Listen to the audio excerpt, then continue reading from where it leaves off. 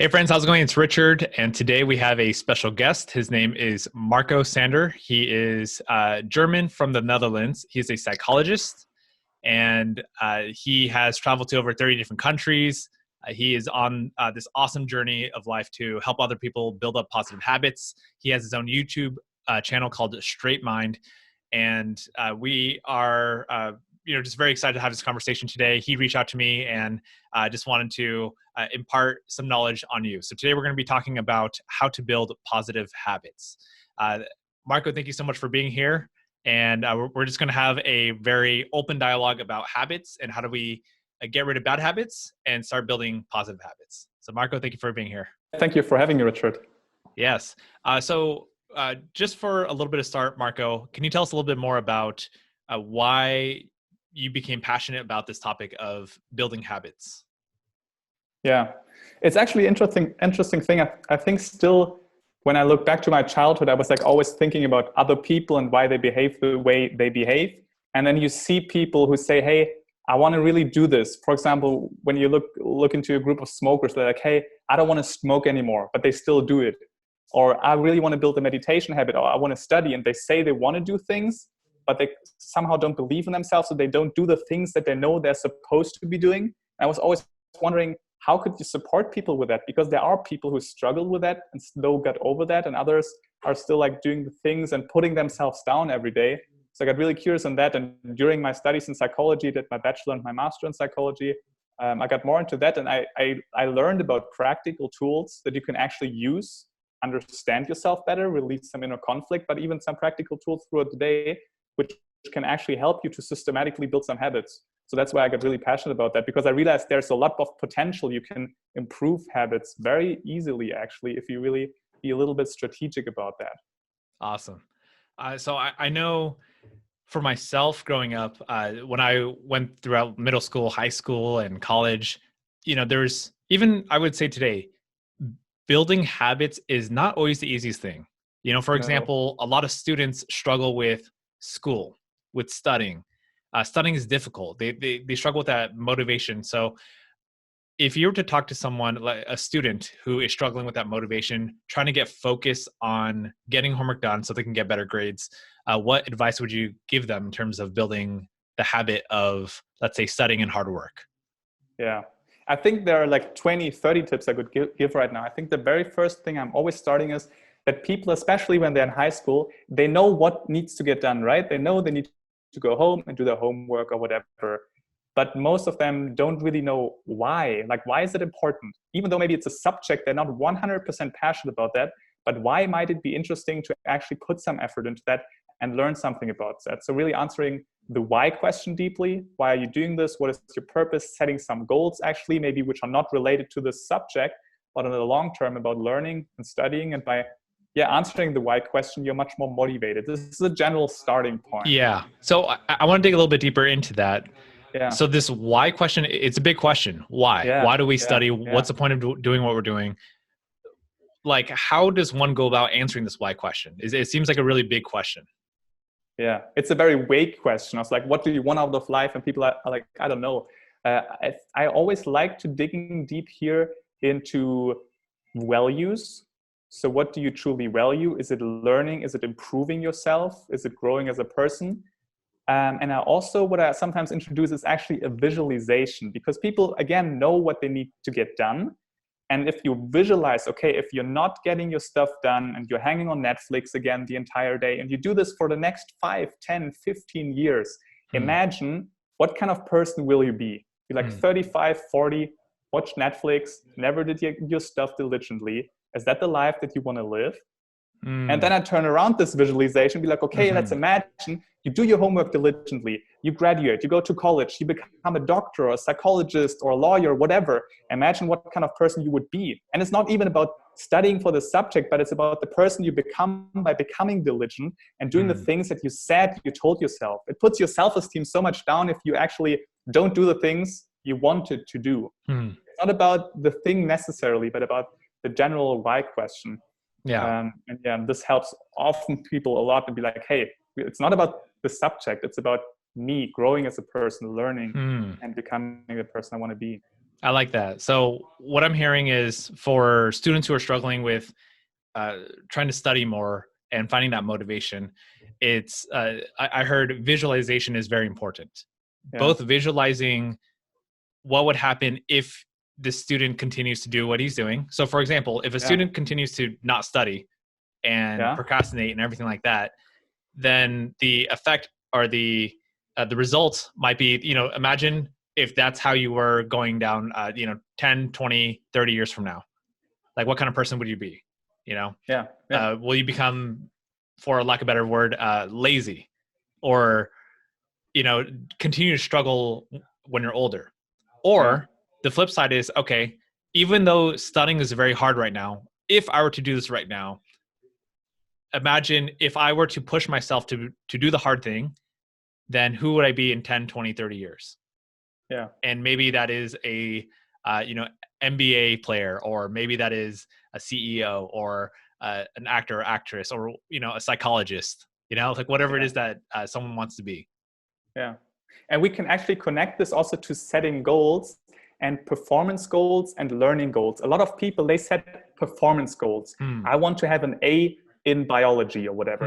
And then they get disencouraged if they don't reach that. Or maybe they say, I want to do my homework within an hour. And then though they are already done after kind of half an hour, and then they procrastinate and whatever. So you don't want to focus on performance goals, but on learning goals. Learning What goals. do you want to learn?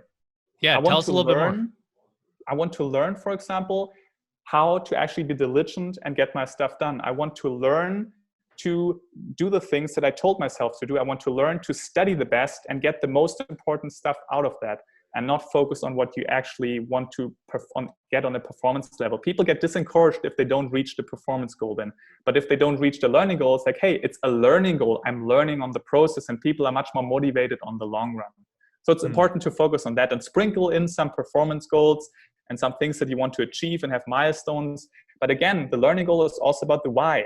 What do I want to do? Oh, I study because I want to become diligent and know how to learn. I want to know how to deal with stress, for example. This is something I want to learn. That's why I'm going through high school.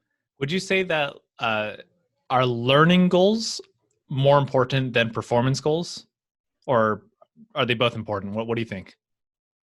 I think learning goals are the foundation, because again, they tell you why you're doing things and what is the bigger picture, and then sprinkle in them some performance goals. I think it's also okay to be very measurable here and get some milestones done, but always have a lot of learning goals around them, and really focus on what do you, for example, in the beginning, I was very much on performance goals when it comes down to YouTube. I want to have 1,000 subscribers.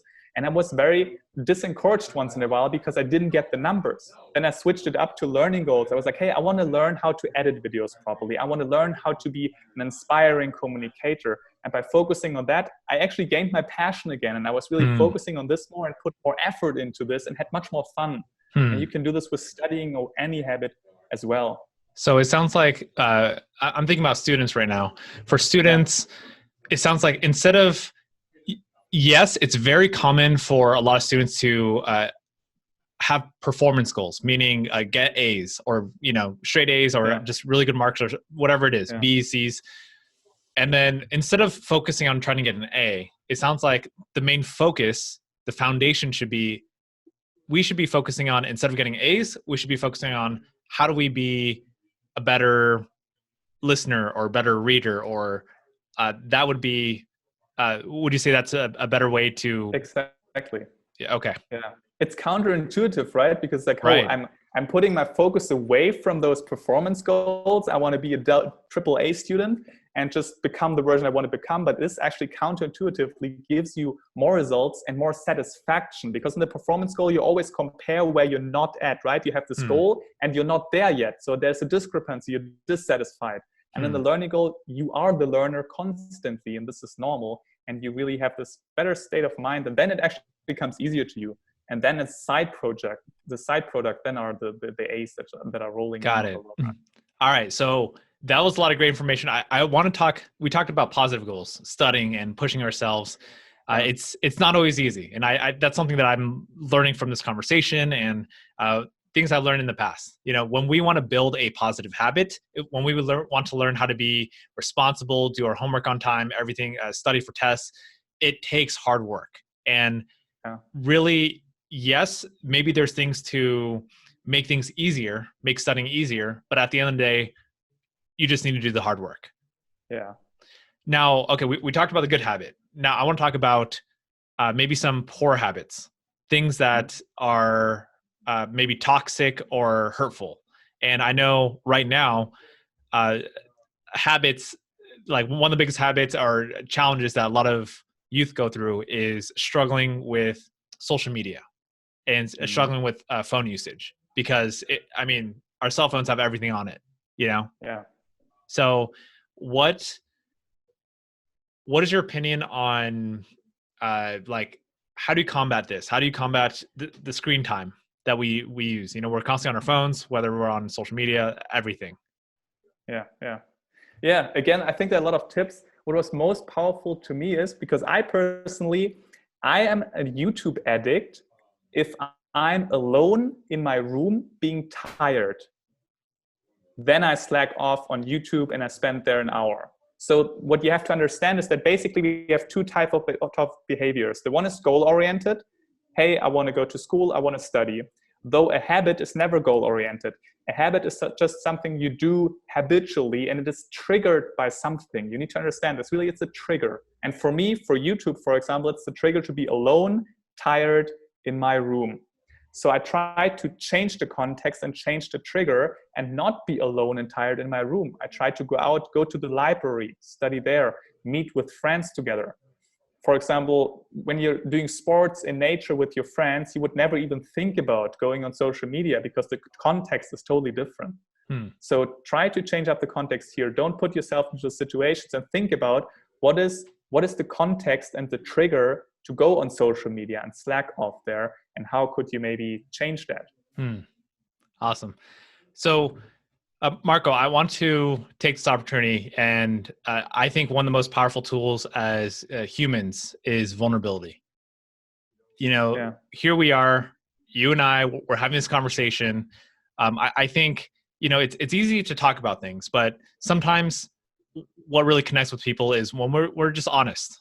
Like, I want to talk about us. I want to talk about, you know, what are the challenges that you, Marco, and me, Richard, like, what are the challenges that we go through around habits? So I'll talk about myself first, you know, maybe things that I struggle with. And then if, you know, you're open to, I would love to hear from you. Of course. You know, because we're not all perfect. No. So for myself, and, you know, I'd like to hear kind of your thoughts, and let's play around it. So, you know, people can hear that, yeah, we're human. We go through our challenges, but we're working to get better. So in terms of habits, things that I'm trying to build right now, I'm trying to build a more consistent habit of both eating healthier and exercising. For example, I think I did pretty decent. I had a little, one of those like acai bowls this morning. I've been counting, you know, like my sodium, making sure that I don't have too much because I realized that causes a lot of health problems and things like that. So, but it's not always easy. You know, I'm not perfect with my diet. I'm not perfect with my exercise. I'd like to hear from you. You know, what's some advice to people that are struggling with, let's say, with their diet and their exercise, and how do you build those positive habits? Yeah, there are a couple of tricks. One trick I found very, very interesting, and I love it so much, and it helped me so much to build, for example, a meditation habit. And you could use it, for example, to going to the gym, and it's called piggybacking, which just means that if you want to build a habit, you just add it to an already established one. Now you might say, hey, I didn't build any habit. Well, you did. You wake up in the morning every day, you have lunch, you come home after work. This is all a habit. And if you put something after this habit, it's much more likely that you actually keep it. For example, with doing sports, don't just say, okay, tomorrow I go to the gym. That's like, when are you doing this? Then you like say, I do it in the afternoon, I do it in the evening, I do it tomorrow. So say, for example, I go to the gym after work, or after I wake up, I directly go to the gym. So if you link this, because I said this before with the trigger, when I'm on YouTube in my room, the trigger is being alone and tired.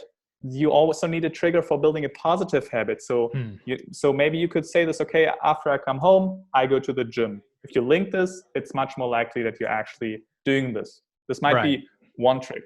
Another powerful trick I would like to introduce is called preparatory habits.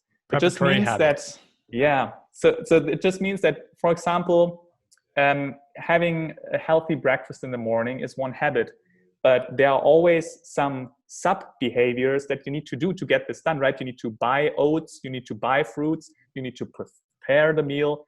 And the trick is, by actually preparing some of those things, it's much more likely that you actually have a healthy breakfast. Especially, you wake up in the morning, you're tired, you're late. Yes. It's easy to just not get breakfast and just get something on the way. But if you prepare this in the evening when you have time, you go shopping, you prepare your lunch or your breakfast. I'm always doing this in the evening. I'm preparing my frozen fruits, my oats, putting milk in there. In the morning, then I wake up and it's already there. I just need to eat it. And it becomes easier if you prepare something and more focus on the little steps that you need to do to actually do the thing. Prepare your gym bag in the evening. Yes. And then when you come home, there is the gym bag already. And then you just take it and you go to the gym. Makes it much more easier. Awesome. So I would like to hear, those are great suggestions. I heard piggybacking and then also preparatory, preparing ahead. Yeah, exactly. Real quick before we go into kind of your habits and something that maybe you could work on, I like to hear. Let's kind of go back to studying, because that's a huge thing. In terms of this, what's one way we can build a like a piggyback habit in terms of studying, and what's one way we could build a preparatory habit when it comes to studying? Yeah, it's very individual. For example, you come home after school, and maybe then you have dinner or lunch with your family, have a rest break for half an hour, and then you do your homework. Or directly after you come home, you do your homework. And that would be like a preparatory. Piggybacking. Piggybacking, exactly, because you directly edit afterwards and it becomes installed. You not say, in the evening I'm going to do my homework or whatever. No, after coming home from sports, after coming home from school, after meeting this friend, then I'm going to study. Awesome. And the second one with preparatory habits might be really to prepare. For example, when I wake up in the morning and I have to get some work done, I already actually open my Word file. I open the book already in the evening.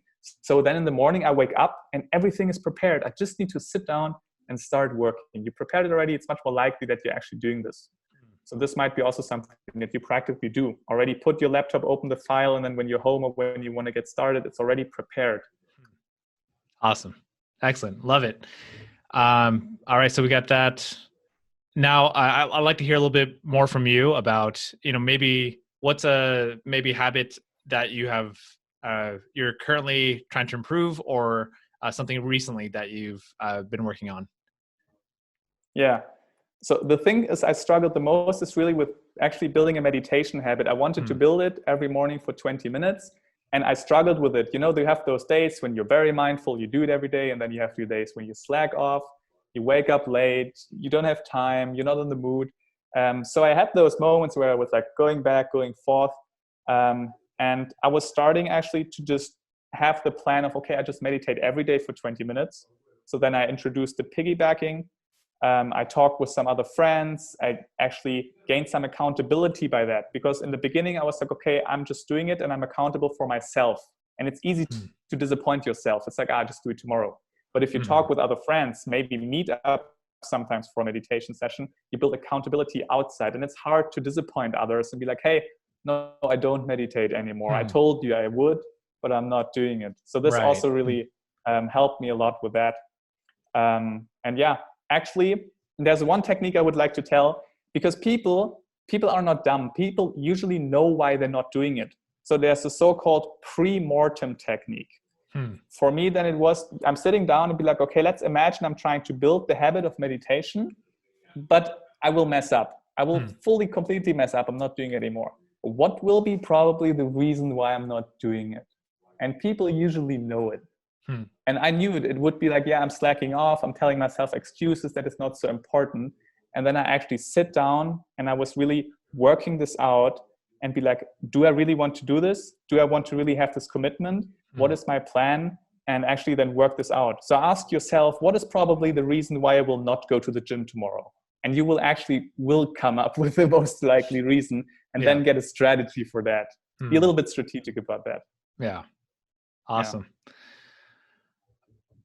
Why do you think we have negative habits? Uh, I I think there's always a reason for it, and there's always a good reason. So I don't advise you to just push yourself and put willpower into that and get rid over this. Actually, studies have shown this, for example, with smokers. If smokers just use willpower and try to get rid of it, after 6 months, they're usually back at the same habit, or they do something similar, which is still unhealthy. For example, they start overeating or so. So classical example really with smoking is that a lot of people, they smoke because they're super much stressed, but they don't cope with the stress healthily, and then they just build the smoking habit of dealing with this. Now, if you put your willpower into this and just get rid of it, I have respect for that people are doing this, but then they still have a lot of stress, and they don't deal with this properly. Right? So there's a reason for that. Smoking was good in a sense of dealing with stress. So you need to become aware of, okay, why do I have this negative habit? And how could I maybe substitute it? So if you want to get rid of a negative habit, I always advise to directly install a positive habit, which is tackling the same thing. For example, okay, I go to the gym more consistently and deal with my stress this way by exercising more, right? So there's always some reason behind this, because your body is not saying, I just built some negative habits and annoy myself. No, there is a reason behind this. There is a function. You need to understand this, right, and then change it and be a little bit really strategic about that, and not just putting effort into this and watch motivational videos and stuff. Right. And how do you know, how does one know when replacement? So let's say someone's trying to deal with stress. They are, to deal with the stress currently, they're taking on a negative habit, such as smoking, or it could be drugs. It could be playing video games, watching too many videos. It could be social media, vaping, like whatever it is. So that's how they're dealing with stress. They know it's not the right thing to do. And then they tried these new habits. Number one, how do you know if a habit is, if it's a good habit, meaning like it's effective to dealing with the stress? How does one know that? Because sometimes it can get a little bit confusing. Yeah. Do you have an example for that? Well, let's talk about stress. Like, okay, we talked about stress, dealing with stress. So let's say I go to the gym to try to, instead of smoking, which I don't, but instead of doing this negative habit, let's say I go to the gym and I'm trying to deal with the stress, and I go to the gym, I'm stressed out. Maybe gym is not my favorite thing, I go there, I go work out, and then I'm like, you know what? Maybe I feel better, but I still feel stressed. And then, I'm told, okay, keep going to them, keep going. And then I go day number 2 to the gym. I'm like, oh man, that was a lot of work, but I still feel stressed. And then I go day number 3. I don't know if I feel less stressed. I know this is a good thing to do, but like, is this really working? How do you know if something is working or not to de-stress you? It will probably already work better than, for example, smoking or the negative habit you installed. Generally, I really think you need to try to understand yourself most, and how does it feel? Of course, there is a difference between, hey, I'm just too lazy to go to the gym, or it actually releases stress. But I would really advise to questioning yourself this. Try some different things. When it comes down to stress, sometimes it really might be journaling and write things down and relieve the stress this way. Go to the gym, talk with friends, socialize maybe a little bit more, try to get more organized, play away a little bit around. So that's not somebody else who's telling you this is the best. Really, it's always individual. It will be always different, and really try to listen what's best for you. Absolutely. And there we go, right there. That's exactly what it's about. Not doing things that other people tell you to do, but trying things maybe that other people say, and figuring out what works best for you. I love it. It's because with habits, there's always a little bit of willpower that you need to introduce. So be careful in which direction you're pushing you. Right? For example, I wanted to really install the habit of going to the gym every morning, because everybody talks about this. And at some point I realized, this is not who I am. I don't want this in the morning. I want to work productively on my laptop, because this is when I'm most analytic and can think the best.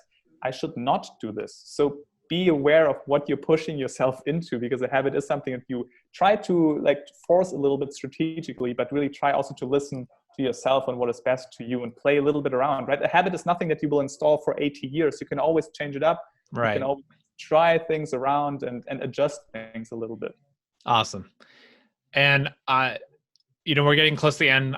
We got a lot of great concepts and conversations. I would like to hear from you. What do you think are some powerful questions that people can ask themselves when it comes to getting rid of bad habits and starting positive habits? What are good questions that people could use to like self-coach themselves? Yeah. So the first one, which we actually already talked about, is really, why do I have this negative habit? And really, because people try to just push away from it. I don't want this anymore, but really sit down and be like, okay, I'm doing this. I'm honest with myself. Why do I do this? Like literally, do I do it because my friends expect me to drink alcohol every night? Or is it because I'm stressed? Ask this question and be like, how could I do something healthy that serves the same purpose? Awesome. And then building a positive habit, I would again introduce also the question that we already talked about, the pre-mortem technique, is really, what would be probably the reason why I will fail? Number one, it's I just lack motivation. Number two is I don't have any time. Okay, how could I counteract that? Okay, I set the time a little bit earlier, whatever. And really ask yourself this question, because you will know why you will probably not do this. Awesome. Yeah. Alrighty. Thank you very much. Marco, I'd like to hear, before we go, I know that you have your own YouTube channel, Straight Mind, and where you have a lot of great videos about building habits, dealing with just challenges, anything that's more in the mind and improving yourself. How can people find you? What's the best way people could reach out to you and contact you? So the first way, of course, on YouTube, Straight-Mind. You can also check out my website, straight-mind.com, and you can really reach out to me. We can even have a free conversation for an hour and really talk about what are your needs, what are your goals, actually create a strategical plan, and then we can decide whether you would like to work with me together or not one-on-one. But yeah, really YouTube and my website, Straight Mind, is the best way to reach out. Awesome. Marco, thank you so much. And lastly, what kind of final words would you have for maybe some students who are trying to get rid of bad habits and create positive habits? I think generally it comes down to being a bit more mindful and aware, because a habit is a habit is the opposite of being aware of things. So really try to take your time, set an hour or so aside, reflect on your habits. What are you doing? What would you like to change? And then just ask yourself, how could I change this? Do this, reflect on it, right? It's always a journey. It's not something you will change today. Probably you will slack off it a couple of times, and that's okay. That's part of it. It's totally normal. And just reflect on it a little bit more and see what would you give better results and what would not give you results, and how does it feel? Is this the thing that you want to do or not? And don't push yourself in a direction that you don't really think it's helping you. Awesome. So there we have it, everyone. Be mindful, stay present, focus on why we're doing these bad habits, and then work on moving forward, replacing those bad habits with good habits. Think about your vision for your life. What is it that you want in your life, and who do you want to be? And again, it goes back to mindfulness and meditation, just one step at a time, building positive habits and letting go of those negative ones. Yeah. There's one quote actually I love the most. It's called, motivation gets you going, but habit keeps you going. Love it. And you want to build the right habits. There we go. It gives you the results on the long run, the peace of mind, the productivity, whatever you want. Awesome. Marco, thank you so much for imparting your wisdom and knowledge for all of us here today. Yeah, thank you for having me, Richard. It was really fun talking with you. Awesome. Thank you.